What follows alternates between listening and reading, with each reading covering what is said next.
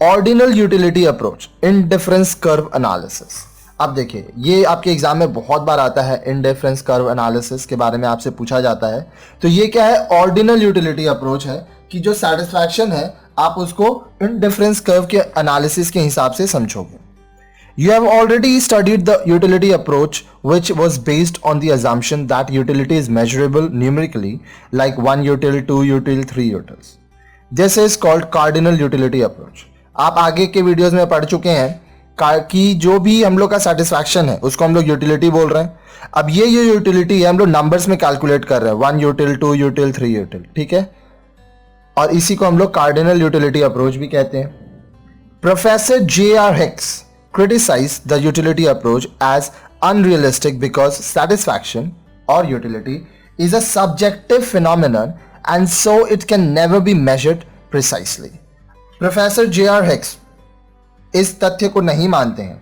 वो कहते हैं कि जो हमारा सेटिस्फैक्शन है, जिसको हम लोग यूटिलिटी कह रहे हैं, ये एक ऐसा सब्जेक्ट है जिसको आप कभी भी कैलकुलेट नहीं कर सकते, नंबर्स में कैलकुलेट नहीं कर सकते। ये एक फीलिंग है और फीलिंग को कैलकुलेट नहीं किया जा सकता। He therefore presented an alternative technique known as indifference curve approach, also called ordinal utility approach. इसलिए वो क्या किए? कार्डिनल यूटिलिटी अप्रोच के अगेंस्ट में, ऑल्टरनेट में इंडिफरेंस कर्व अप्रोच लेके आए। इसको इंडिफरेंस कर्व एनालिसिस भी कहा जाता है, ऑर्डिनल यूटिलिटी अप्रोच भी कहा जाता है। It is based on the assumption that every consumer has a scale of preference in the form of assigning ranks like first, second, third rank to different combinations of the goods called bundle and can tell which bundle he likes the most. अब इसमें क्या assumption है कि हर एक customer क्या करेगा? वो अपने प्रेफरेंस के हिसाब से प्रोडक्ट्स के बंडल्स को, ग्रुप्स को रैंक देगा। फर्स्ट रैंक देगा, सेकंड रैंक देगा, थर्ड रैंक देगा और उस हिसाब से बताएगा कि वो सबसे ज्यादा किसको पसंद करता है। Before we proceed to discuss the consumer's equilibrium through indifference curve approach, let us understand some useful concepts related to indifference curve analysis. अब इससे पहले कि हम लोग कंज्यूमर का जो इक्विलिब्रियम पॉइंट है, मैक्सिमम सेटिस्फैक्शन लेवल जो है वो निकालें इंडिफरेंस कर्व के अनुसार, आइए पहले हम लोग ये पढ़ते हैं कि इंडिफरेंस कर्व का क्या क्या कॉन्सेप्ट होता है जो हम लोग को जरूरी होगा आगे कंज्यूमर्स इक्विलिब्रियम समझने में। देखिए, बोल रहा है meaning of indifference curve. Indifference curve का मीनिंग क्या होता है? When a consumer consumes various goods and services, then there are some combinations, bundles, which give him same satisfaction. जब कोई कस्टमर बहुत तरह के प्रोडक्ट्स या सर्विसेज कंज्यूम करता है, इस्तेमाल करता है, तो क्या होता है? अलग अलग तरह का जो कॉम्बिनेशन का प्रोडक्ट, बंडल ऑफ प्रोडक्ट्स वो यूज करता है, वो उसको एक तरह का सेटिस्फैक्शन देते हैं। The graphical representation of such combination is termed as indifference curve. तो ये जो कॉम्बिनेशंस होते हैं, इसका जो हम लोग ग्राफिकल रिप्रेजेंटेशन करते हैं, हम लोग ग्राफ बनाते हैं, जो वहां पर ये इंडिफरेंस कर्व होता है। तो हम लोग अभी ग्राफ बनाएंगे भी, देखेंगे भी, समझेंगे भी कि क्यों हो रहा है, और ये आपको बहुत हेल्प करेगा कंज्यूमर्स इक्विलिब्रियम, अपना मैक्सिमम सेटिस्फैक्शन लेवल को निकालने में, समझने में।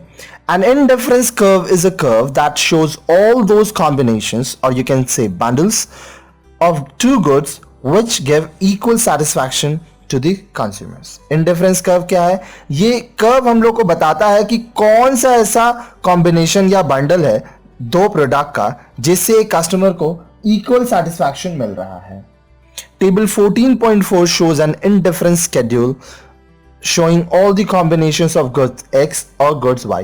अब ये X और Y को हमेशा याद रखिएगा जब आप पढ़ रहे हो। इसको कोई प्रोडक्ट का नाम दे दीजिए, जैसे मैं यूज कर रहा हूं X के लिए मिल्क, Y के लिए बटर, तो क्या होगा? ये थोड़ा रियलिस्टिक हो जाएगा आपके लिए, आपको समझ में अच्छे से आएगा।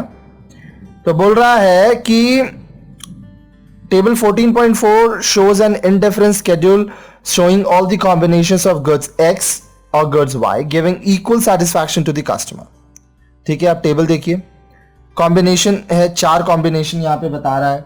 Goods X in units, goods Y in units, marginal rate of substitution y x।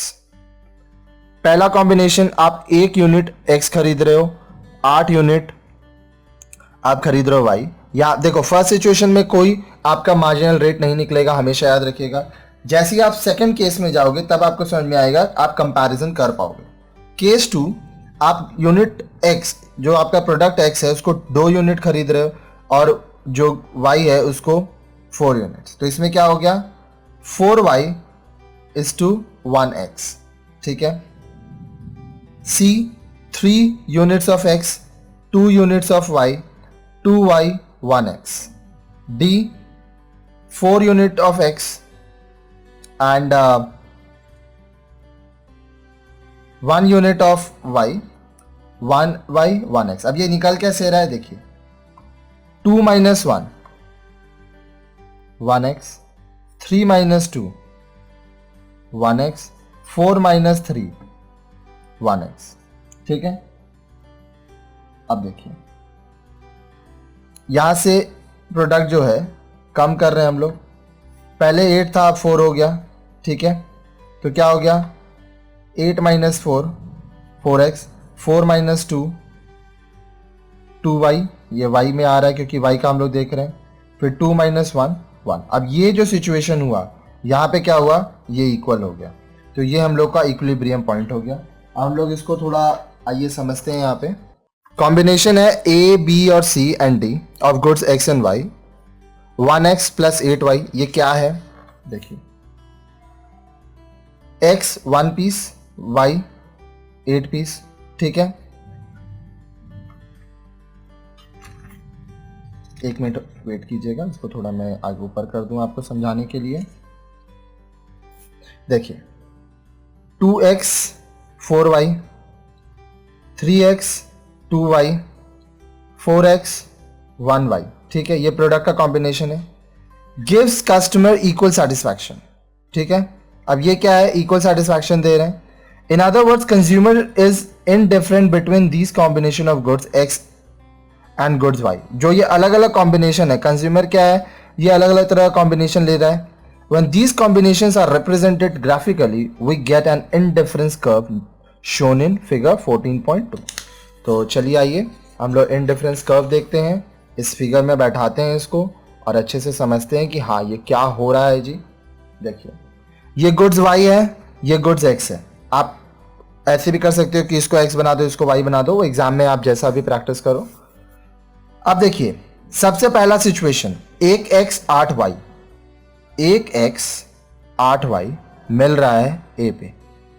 दूसरा सिचुएशन 2x 4y, 2x ये आपका नीचे वाला x है, 4y, ठीक है। ये सिचुएशन ये मिल रहा है यहां पे B पॉइंट पे।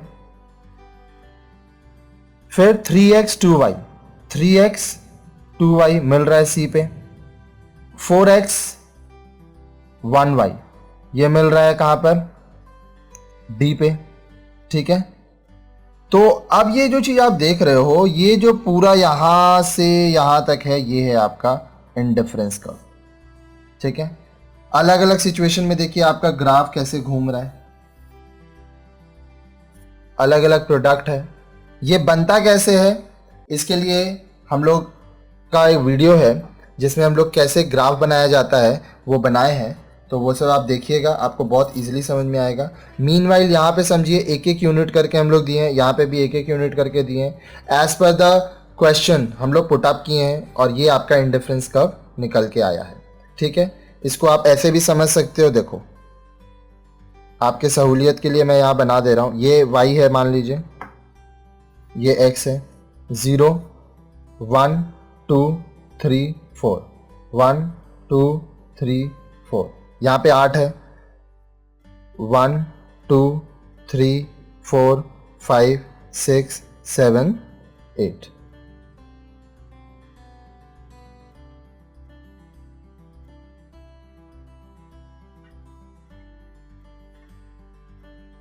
अब देखिए यहां पे क्या बोल रहा है, ये मैं बना लिया, ये 0 पोजीशन है, ठीक है।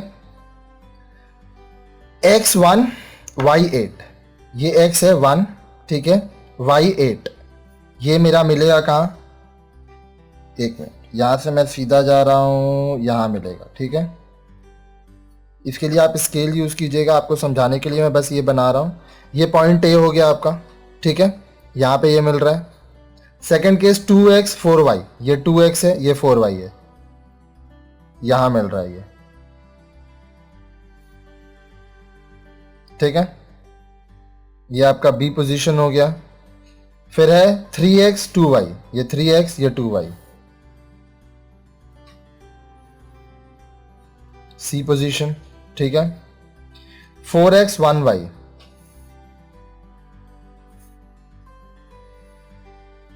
ये आपका डी पोजीशन, ठीक है। अब देखिए इसको आप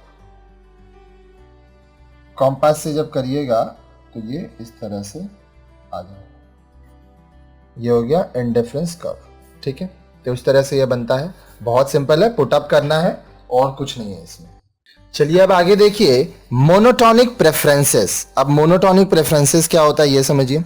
consumers preference are called monotonic if and only if between two bundles consumer prefers the bundle which has more of at least one of the good and no less of other good as compared to other bundles, ठीक है। तो monotonic क्या हो गया कि consumer का जो preference होता है उसको मोनोटोनिक कहते हैं, ठीक है।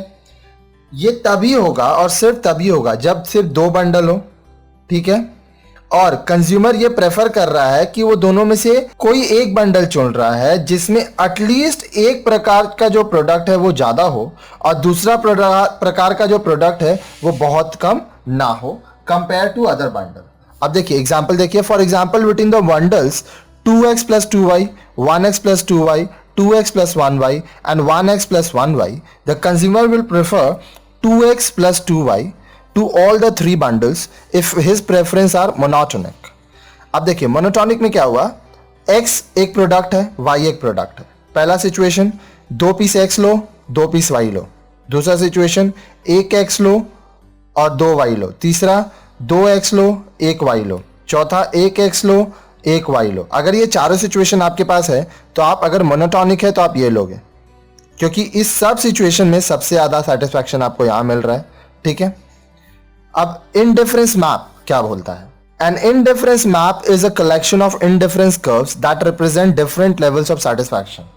अब इंडिफरेंस मैप क्या हो रहा है, ये अलग अलग लेवल ऑफ सेटिस्फैक्शन।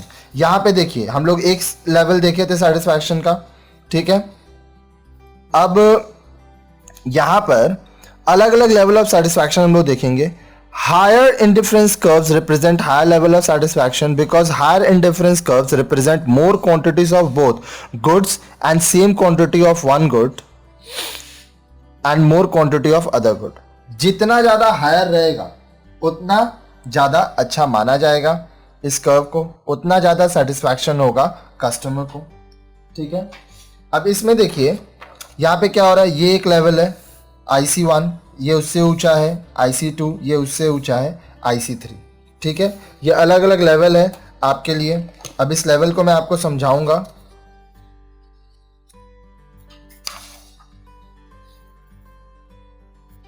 देखिए क्या बोल रहा है an indifference map containing 3 indifference curves IC1 IC2 IC3, IC1 IC2 IC3 is drawn in figure 14.3। ये रहा figure 14.3। All the bundles on IC2 give more satisfaction to the customer in comparison to IC1। अब देखिए IC1 में आप जितना भी bundles है उससे ज्यादा बंडल आपको मिल रहा है IC2 में, तो IC2 में आपको IC1 के कंपैरिजन ज्यादा सेटिस्फैक्शन मिलेगा। Similarly, the bundles on IC3 gives more satisfaction to the customer or consumer in comparison to IC1 और IC2। अगर मैं IC3 की बात करूं तो ये सबसे ऊंचा है, तो इसमें सबसे ज्यादा सेटिस्फैक्शन मिल रहा है IC1 और IC2 के comparison. This is the result of monotonic preferences. अब ये क्यों हो रहा है? क्योंकि जो आपका प्रेफरेंस है वो मोनोटोनिक है। आपको सबसे ज्यादा जहां पर मिलेगा आप उसी तरफ शिफ्ट करेंगे, ठीक है। अब देखिए आगे बजट लाइन। अब budget line graphically represents all possible combinations of two goods which a consumer can buy with his entire income at the prevailing market price। अब बजट क्या है? एक कस्टमर के पास जितना पैसा है वो सारा पैसा खर्च करके जितना पॉसिबल कॉम्बिनेशन ऑफ गुड्स मंगा सकता है मार्केट प्राइस में, वो उसका बजट लाइन है। Anywhere on the budget line consumer is spending his entire income either on single और बोथ द गुड्स। आप बजट लाइन में कहीं पे भी खड़े हो, ये याद रखिए कस्टमर का अपना पूरा इनकम, उसके पास जितना पैसा है वो सारा खर्च कर दे रहा है, या तो वो एक ही प्रोडक्ट खरीद रहा है या तो वो दोनों प्रोडक्ट खरीद रहा है। Suppose the consumer wants to buy goods X और goods Y, price of each unit of X is P and that of Y is P2। मान लीजिए आप एक्स मिल्क खरीद रहे हो, ठीक है, वाई बटर खरीद रहे हो।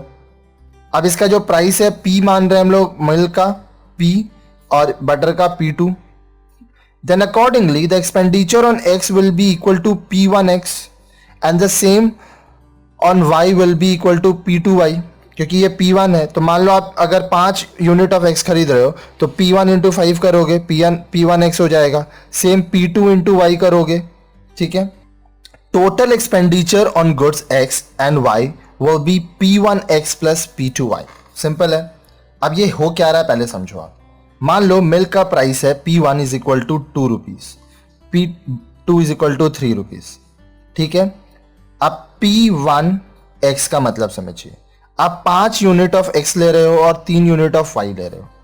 P1 क्या है 2 मल्टीप्लाइड बाई 5 यूनिट ही है तो आपका 10 रुपया खर्चा हो रहा है। P2X, P2 है 3 मल्टीप्लाइड P2Y है, P2 है 3 और Y हो गया मान लीजिए 3 यूनिट, तो ये हो गया 9। तो टोटल आप कितना खर्चा किए, 10 प्लस 9 19। तो यही चीज तो बोल रहा है, this plus this is equal to your total expenditure. Let the money required to buy these goods is denoted as M। अब जो पैसा आपको चाहिए वो क्या है M, तो यहाँ पे आपको M कितना चाहिए 19, P1X plus P2Y। This is called equation of budget line. तो ये जो चीज है इसको हम लोग कहेंगे इक्वेशन ऑफ बजट लाइन। ये बजट लाइन का इक्वेशन हो जाएगा जो हम लोग आगे देखेंगे फिगर 14.4 में। अब देखिए फिगर 14.4 यहाँ पे क्या बोल रहा है, ये quantity of good Y, quantity of good X, ठीक है। यहाँ Y है, ये X है।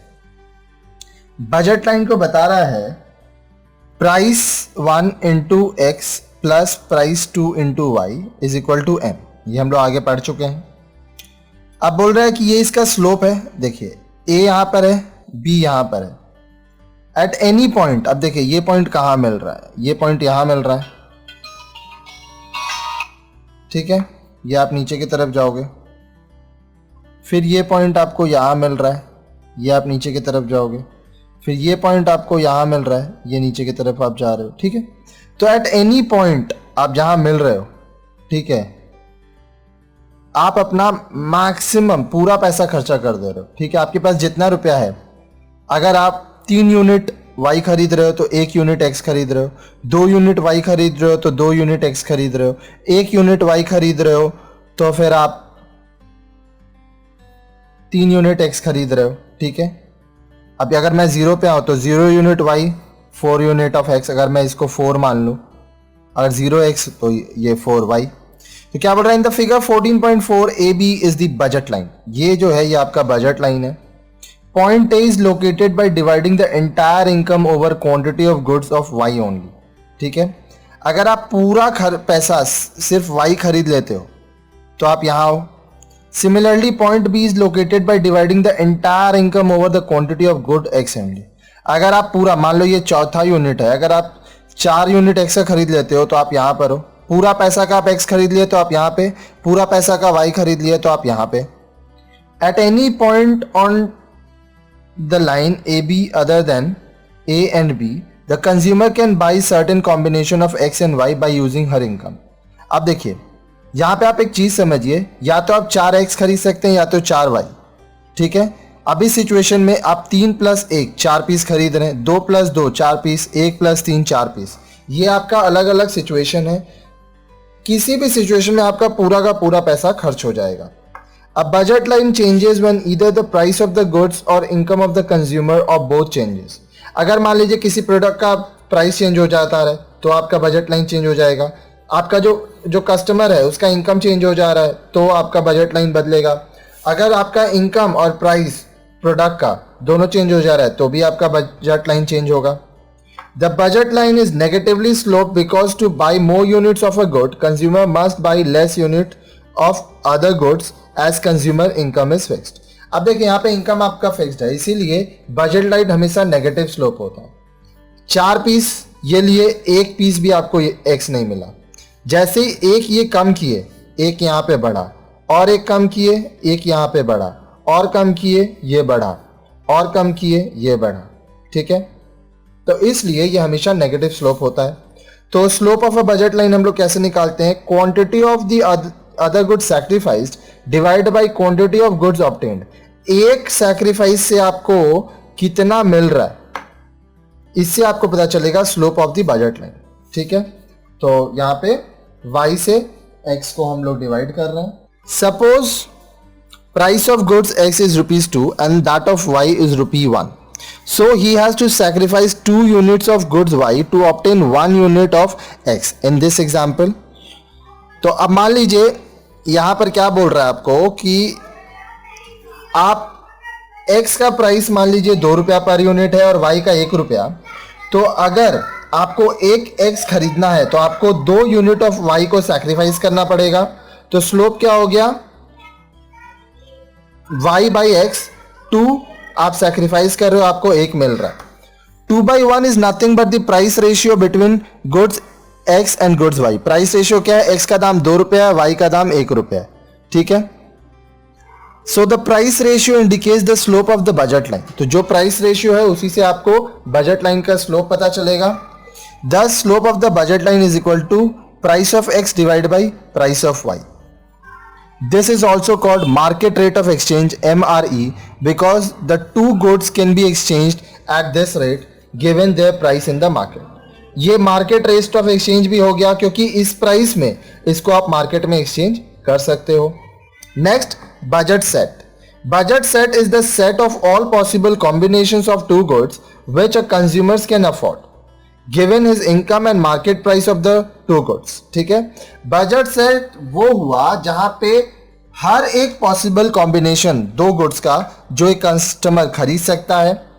साथ ही साथ यहां पे क्या बोल रहा है? Given his income and market price of the 2 goods. जहां पे इनकम भी दिया होगा और जो दोनों प्रोडक्ट है उसका मार्केट प्राइस भी दिया होगा. So a budget set includes all the bundles of 2 goods which consumers can afford even if her entire income is not spent.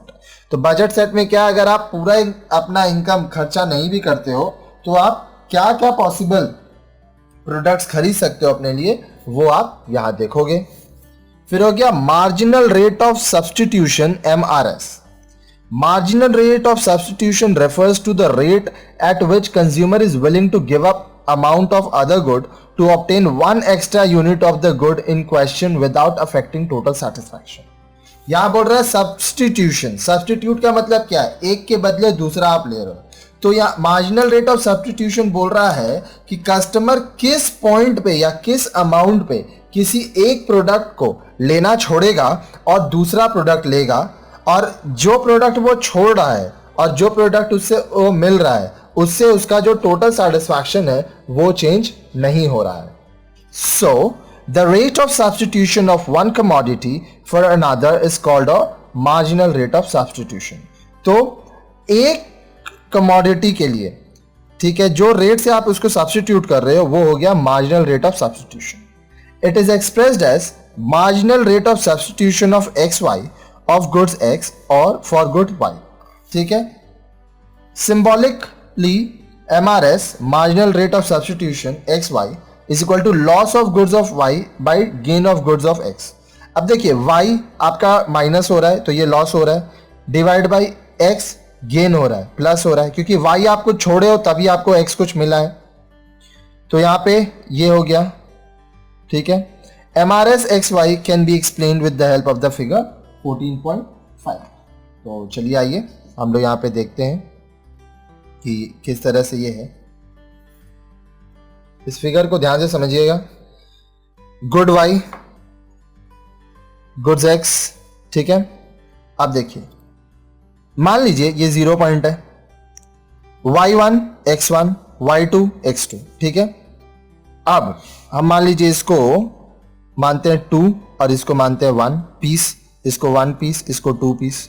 ठीक है, जब आप दो पीस y1 ले रहे हैं तो आपको x1 मिल रहा है, x एक पीस मिल रहा है। जब आप ये कम कर दिए यहाँ पे 1 पीस तो आपका ये बढ़ गया, ठीक है। तो यहाँ पे क्या बोल रहा है, ये A है, ये पॉइंट C है, ये B है। MRS XY is equal to triangle Y triangle X AC by BC। अब देखिए ये जो AC हुआ ये पोर्शन आप सैक्रिफाइस कर रहे हो और ये पोर्शन आपको गेन हो रहा है, ठीक है। क्योंकि यहाँ पे क्या हो रहा है, आप यहाँ पे कम की तरफ आ रहे हो, यहाँ पे आप आगे की तरफ जा रहे हो। तो AC को जब CB से डिवाइड करोगे आपको मार्जिनल रेट ऑफ सब्सटीट्यूशन मिल जाएगा। AC by CB is the slope of indifference curve. अब देखिए यहाँ पे ये स्लोप भी हो रहा है, इंडिफरेंस कर्व भी हो रहा है, ठीक है। ये IC कर्व है, that is slope of indifference curve is equal to MRS XY, ठीक है। तो आप ये भी बोल सकते हो कि जो इंडिफरेंस कर्व का स्लोप है यही आपका मार्जिनल रेट ऑफ सब्सटीट्यूशन है X और Y का। As the consumer gets more and more units of goods X, marginal utility of goods X goes on falling with every increase in units of goods X। अब देखिए जैसे ही आप मान लो और नीचे आओगे तो ये और आगे बढ़ेगा, मान लो इस पोजीशन पे, ठीक है। तो ये और नीचे की तरफ जा रहा है, एक लेवल आएगा जब ये नेगेटिव हो जाएगा। ये हम लोग पढ़े हैं आगे इंडिफरेंस कर्व में। मार्जिनल यूटिलिटी आप जितना प्रोडक्ट का बढ़ाओगे एक एक प्रोडक्ट मार्जिनल यूटिलिटी कम होता जाएगा। Simultaneously, the consumer is left with lesser units of Y। Concept simple है, इनकम क्या है, इनकम इज फिक्स्ड, ठीक है। तो इस केस में क्या होगा, अगर आप Y कम करोगे तभी आपको X मिलेगा, X बढ़ाते जाओगे Y और कम होता जाएगा। सो marginal utility of Y rises. अब ये कम हो रहा है तो आपको ये और चाहिए ताकि आपको सेटिस्फैक्शन मिले, तो इसका मार्जिनल यूटिलिटी बढ़ जाएगा। Therefore he is willing to give up lesser quantity of good Y for obtaining additional unit of X। इसलिए वो Y को थोड़ा सा ही कम कर रहा है X को थोड़ा पाने के लिए। अगर वो Y को पूरा लेना खत्म कर देगा तो उसका Y का सेटिस्फैक्शन पूरा नहीं होगा और वांट और नीड बढ़ता जाएगा। Hence marginal rate of substitution diminishes along an indifference curve when we move from upwards to downward। तो MRS क्या है, वो आस्ते आस्ते कम होता जाता है। सब्स्टिट्यूशन आप ज्यादा नीचे नहीं सब्स्टिट्यूट करोगे, ज्यादा सैक्रिफाइस नहीं करोगे, आप उसी लेवल तक सैक्रिफाइस करोगे जहां पे आपका Y का भी सेटिस्फैक्शन पूरा होता जाए और X का भी पूरा होता जाए। ऐसा ना हो कि आप Y एकदम ले ही नहीं रहे हो और सिर्फ X ले रहे हो, ये सिचुएशन नहीं होगा। चलिए आइए अब हम लोग देखते हैं properties of indifference curve. Indifference curve का क्या प्रॉपर्टीज होता है इसको समझने की कोशिश कीजिए। Indifference curves always convex to the origin. ये हमेशा कॉन्वेक्स होता है, ये इस तरह से होता है। Indifference curve are always convex to the origin because of diminishing marginal rate of substitution.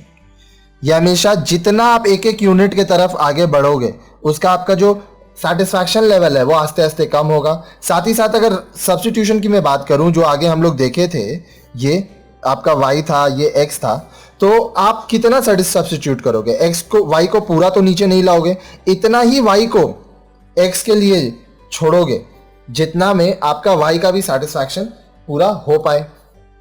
As the consumer consumes more and more of one good, his marginal utility for this good keeps on declining and he is willing to give up less of other goods. Therefore, indifferent curves is convex to the origin। अब मान लीजिए Y को मैं यहाँ पे butter लिखता हूँ, ठीक है, X को मिल्क लिखता हूँ। अगर मान लो आप बटर का कंजम्पशन कम करते गए और मिल्क का बढ़ाते गए तो क्या होगा, मिल्क का जो आपको सेटिस्फैक्शन मिलता था, मार्जिनल यूटिलिटी थी आपकी, वो कम होती जाएगी और बटर का जो सेटिस्फैक्शन था वो पूरा नहीं हो रहा है, तो यहाँ पे मार्जिनल यूटिलिटी बढ़ता जाएगा। इसलिए याद रखिएगा कि आप बटर भी उतना ही सब्स्टिट्यूट करोगे जिससे बटर का भी आपका सेटिस्फैक्शन पूरा हो और मिल्क का भी हो, ठीक है। तो ये रीजन है कि जो इंडिफरेंस कर्व है वो हमेशा कॉन्वेक्स रहता है ओरिजिन से। इंडिफरेंस कर्व स्लोप्स डाउनवर्ड्स, ये हमेशा नीचे की तरफ ही जाता है। It implies that as consumer consumes more of one good, he must consume less quantity of the other good, so that the total utility remains the same। अब देखिए income है आपका फिक्स्ड, ठीक है, तो क्या होगा, मान लीजिए सिचुएशन 1 2 3 4 1 2 3 4 1 2 3 4 1 2 3 4, ठीक है।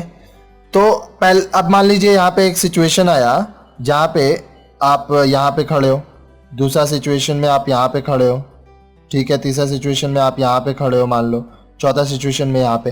एट एनी पॉइंट आप एक कम करोगे तभी एक की तरफ आगे बढ़ोगे, 3 पे आओगे तभी 2 होगा, 3 पे खड़े होके आप 4 नहीं पहुंच सकते, फिर 4 पे आओगे तभी 1 पे आओगे तभी आप 4 पे आ पाओगे।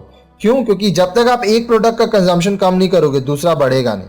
आप यहाँ पे मैक्सिमम एक बार में 5 पीस खरीद सकते हो, तो क्या कंडीशन है? 4 ये लो, 1 ये लो, या तो 3 ये लो, 2 ये लो, 2 ये लो, 3 ये लो, 1 ये लो और 4 ये पीस लो।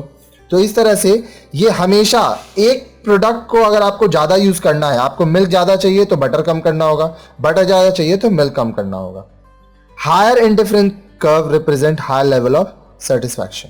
जितना ज़्यादा, अब हम लोग यहाँ पे एक देखे थे, ये आपका 1 2 3, तो जितना ऊपर आपका इंडिफरेंस कर्व है उतना ज़्यादा आपको सेटिस्फैक्शन मिलेगा। देखिए इस पोजीशन में क्या हो रहा है, गुड्स है y, गुड्स है x, ठीक है। पहला यहाँ पे आप 0 पे खड़े हो, ये y है, ये x है, मान लीजिए ये बटर है, ये मिल्क है, ठीक है। अब आप y1 मतलब आप बटर इतना ले रहे हो तो आपको x1 ये इतना मिल्क मिल रहा है, x2 इतना मिल्क मिल रहा है। तो दोनों में देखिए A पोजीशन और B पोजीशन में बटर सेम है लेकिन मिल्क चेंज हो रहा है। तो यहाँ पे क्या है, B पोजीशन जो है वो आपका ज़्यादा अच्छा इंडिफरेंस कर्व है, वो हायर है, इसलिए आपको वहाँ सेटिस्फैक्शन ज़्यादा मिल रहा है। क्यों? क्योंकि आपको यहाँ पे प्रोडक्ट ज़्यादा मिल रहा है। Bundle A on indifference curve IC1, ये देखिए IC1 में जो बंडल ए है जहाँ पे y1 x1 आपको मिल रहा है, contains OY1 quantity of goods and OX1 quantity of goods x, OX1 OY1 इतना ही आपको मिल रहा है, ठीक है। Bundle be on indifference curve IC2, ये जो रहा जो आपका IC2 है, यहाँ पे क्या हो रहा है, इसमें सेम क्वांटिटी है OY1 का, ये देखिए ये आपको सेम क्वांटिटी पे ही मिल रहा है, but more quantity of OX2। अब देखिए यहाँ पे OX2 ज़्यादा है OX1 के कंपैरिजन में। Since the consumers preference are monotonic, monotonic मतलब आपको जितना ज़्यादा मिल सके आपके फिक्स्ड इनकम में, ठीक है, he will prefer bundle B to bundle A. अगर मैं कस्टमर होऊंगा तो मैं क्या करूंगा, अगर मेरे पास 2 ऑप्शन है, या तो आप OY1 OX1 लीजिए, या तो आप सेम प्राइस में OY1 और OX2 लीजिए। तो मैं क्या करूंगा, OX2 OY1 B number bundle ही लूंगा क्योंकि मुझे उसके लिए उतना ही पैसा देना पड़ रहा है। It means higher indifference curve represents higher level of satisfaction. जितना ज्यादा इंडिफरेंस कर्व आगे बढ़ेगा सेटिस्फैक्शन ज्यादा मिलेगा। अच्छा, indifference curves can never intersect. कोई भी सिचुएशन होगा ये आपस में इंटरसेक्ट नहीं होगा, एक दूसरे को काटेंगे नहीं। We have 2 indifference curves that intersects at point B. The consumer is indifferent between bundle A and bundle B as they lie on the same indifference IC1। ये देखिए, similarly the consumer is indifferent between bundle C or B as they lie on the same indifference curve IC2. This implies that bundle A and bundle C gives the consumer the same level of satisfaction. इस दोनों में क्या हो रहा है कि उसको same level of satisfaction मिल रहा है। However, this is not possible as higher indifference curve represents higher level of satisfaction.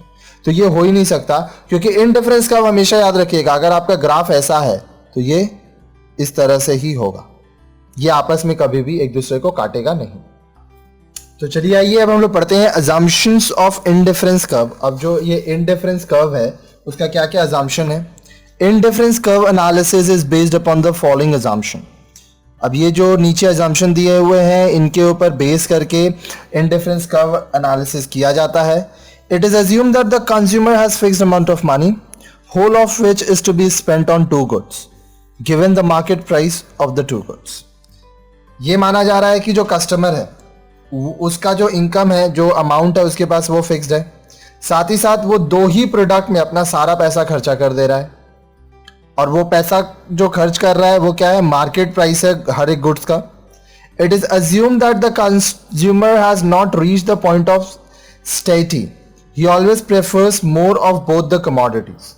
अब इसमें एक और चीज है कि देखा गया है कि जो कस्टमर है वो हमेशा दोनों प्रोडक्ट्स में ज़्यादा चाहता है कि दोनों उसको मिलता रहे, ज़्यादा क्वांटिटी पे दोनों मिलता रहे, ठीक है। ये हुई आपकी पहली बात। दूसरा, वो संतुष्ट नहीं है, जो कस्टमर है वो कभी भी संतुष्ट नहीं हो रहा है, उसको जितना ज़्यादा पॉसिबल मिल सके वो उसके पीछे दौड़ रहा है। Consumer can rank his preference on the basis of satisfaction from each bundle of the goods. Consumer क्या है, अपने प्रेफरेंस को रैंक वाइज बता रहा है हर एक बंडल ऑफ गुड्स के लिए। मान लीजिए set A, set B, set 3, ये इसके बारे में भी हम लोग आगे पढ़ चुके हैं। It is assumed that marginal rate of substitution is diminishing. ये माना गया है कि जो मार्जिनल रेट ऑफ सब्सटीट्यूशन है, कहने का मतलब किसी एक को प्रोडक्ट को खरीदने के लिए आप दूसरे प्रोडक्ट को कम खरीदेंगे। ये हो गया आपका मार्जिनल रेट ऑफ सब्सटीट्यूशन। ये हमेशा गिरता जा रहा है। मान लीजिए आपके पास मिल्क है और बटर है, ठीक है, आप 2 यूनिट खरीद रहे, आपके पास इनकम फिक्स है, तो आप अगर आप इसको कम कर रहे हो, मिल्क को आप 1 कर दिए और बटर आप बढ़ा के 3 कर दिए, आप मिल्क 0 नहीं कर रहे, इसको कम कर रहे हो, पर इतना ही कर रहे हो कि मिल्क का भी आपका सेटिस्फैक्शन पूरा होता रहे।